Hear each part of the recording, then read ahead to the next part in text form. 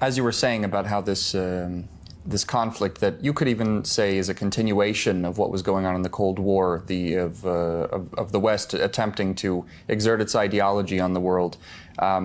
Obviously, in the 20th century, in the 19th century, throughout centuries, the West has exploited much of Africa's resources through the colonial period. And a lot of people still say that although Africa has gained political independence, it's still being economically exploited by the West.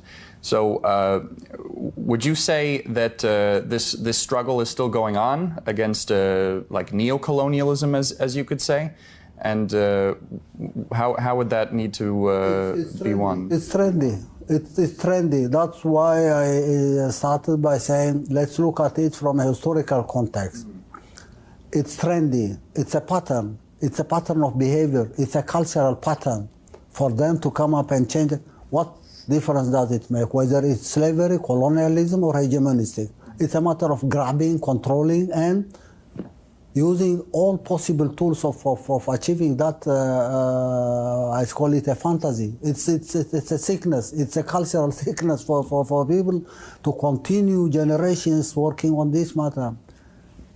Colonize or even grab land in the Americas. Do we find indigenous people now? Indigenous people are exterminated, first and foremost. You will never find red Indians, or they would like to call them in the United States. They're not there because they were exterminated. Go to Australia and you see people exterminated. 9 million people were exterminated in the Congo, in Africa. It's grabbing land and exterminating populations.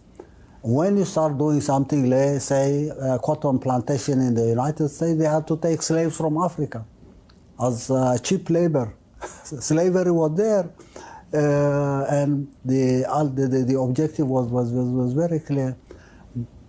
Then it changed faces and become what people call colonialism. What is the difference between colonialism, slavery, extermination of indigenous people here and there? The goal is one and the same. And then comes this ideology of hegemony, containing this and containing that and creating problems here and there, conflicts here and there. It's the same tactic. It's the pattern, and the trend is obvious for everyone. Now, people have learned their lesson.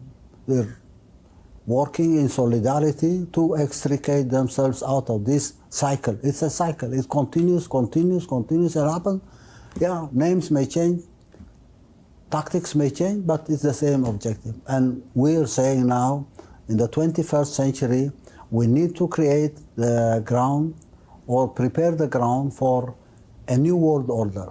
We'll never continue to live like this. And I talk about Africa, but Asia, go there. It's the same thing. Looking for conflict between us and that nation. One people and another people. One ethnic group, another ethnic group. It's a repetition of slavery. George Floyd's history is nothing unique. I mean, how many people are enslaved in the Americas now? Whether they come from the South or whether they've been there for the last 2-3 centuries.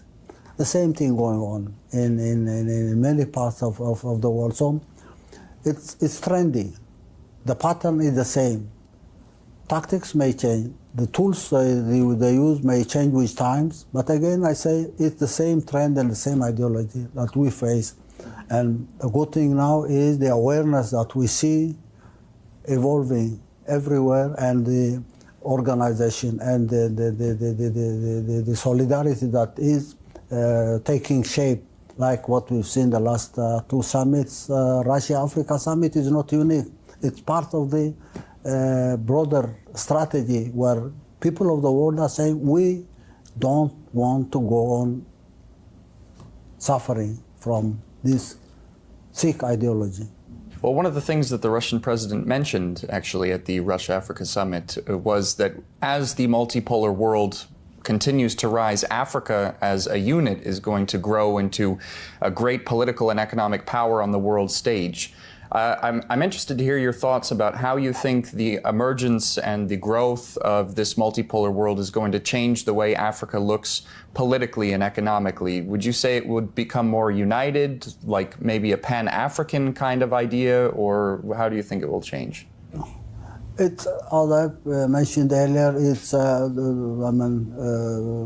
developing consensus through consultations.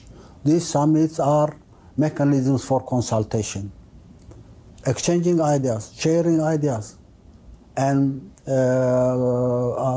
articulating the objectives that will have to commonly be accepted. It's a very civilized way of developing consensus, discussing the challenge people here and there are facing this day. The challenge that they face from these hegemonistic forces are very clear to everyone.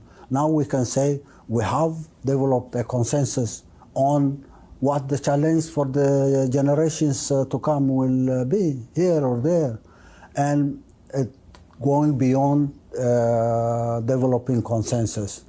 If we are agreed on creating a new world order for the benefit of generations to come, how can we do it? Africa with 1.2 billion people, now 1.2, maybe more people there, in a matter of one generation it will double.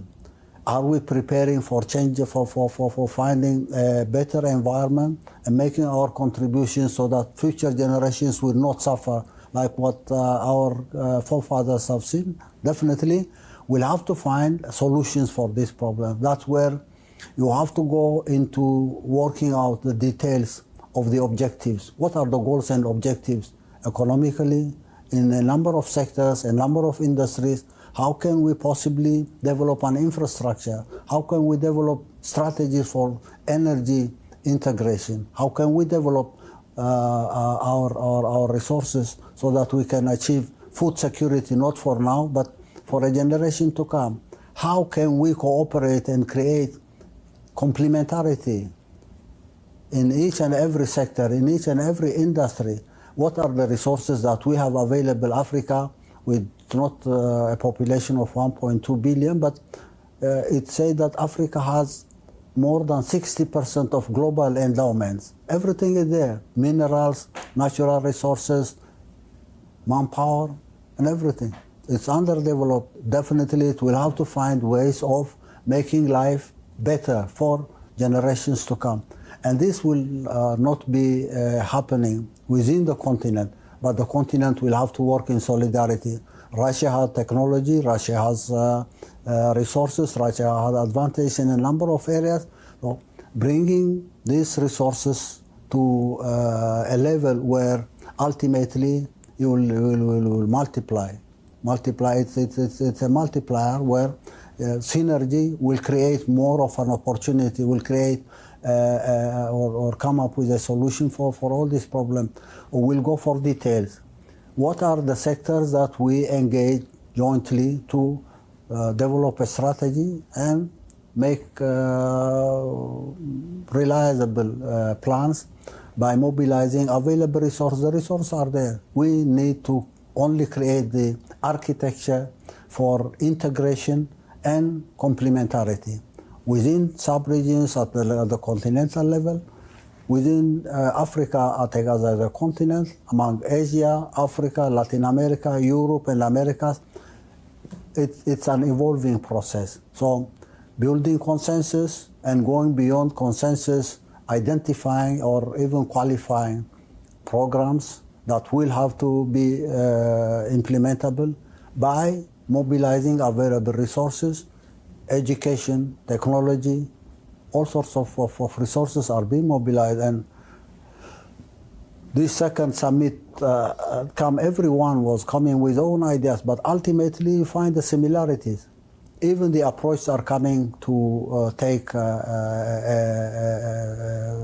pattern that defines the consensus that is being evolved. Even without people consulting each other, they are coming up with ideas. And finally you say, what is the difference between what a president of one nation said and another president from another nation?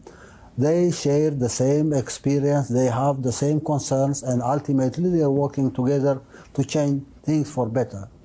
I say this is a higher level of development at the Africa-Russia relationship, but you can go on and say what's happening every day, everywhere is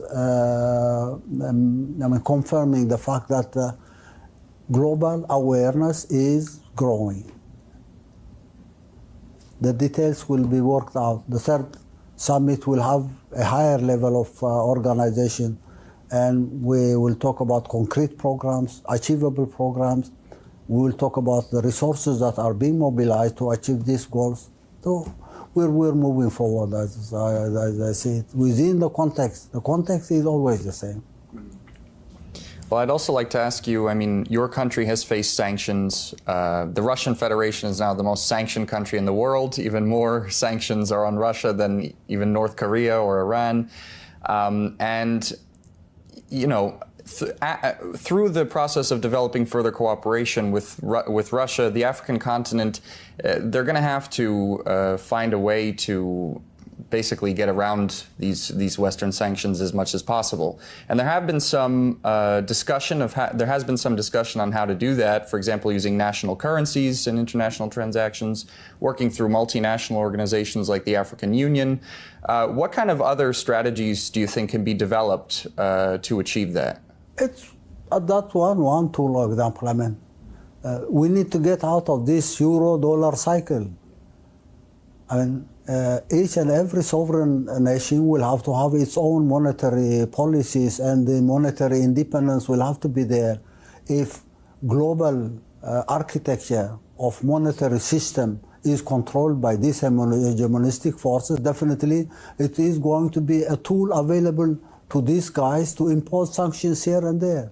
And we need to get out of that. And it's one of the sectors, one of the areas that global effort will have to find a solution. Africa, Latin America, Asia, Europe, name it. We need to have an architecture for a monetary system that makes nations and peoples enjoy from that system, a free system, an open system, not controlled by small groups that will ultimately use it as a tool for imposing sanctions. I mean, we need to get out of, I would say, dollar-euro cycle, and it's you can go back and see the financial breakdowns that we have witnessed. 2008, 2009 was there a financial crisis. The crisis is becoming cyclical. Why? Because of the control of these hegemonistic forces and trying to use that as a tool for manipulating economies here and there, putting pressure here and there, sanctions here and there. Now, we have learned our lesson. We need to get out of this cycle, but that's not the only tool that we need to facilitate cooperation amongst different the number of continents. We have to have a viable financial system, a viable monetary system that will enable economies to grow and finally create synergy by working together. Otherwise, one small group controlling these financial institutions or monetary tools to impose sanctions here and there is no more tenable.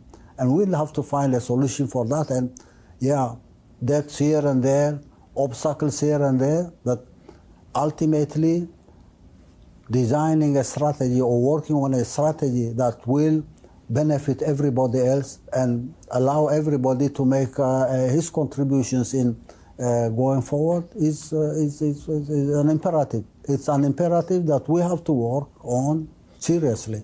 And experts will have to come and find or design a structure that ultimately will extricate people of the world to liberate themselves from the domination of one small group controlling these institutions globally.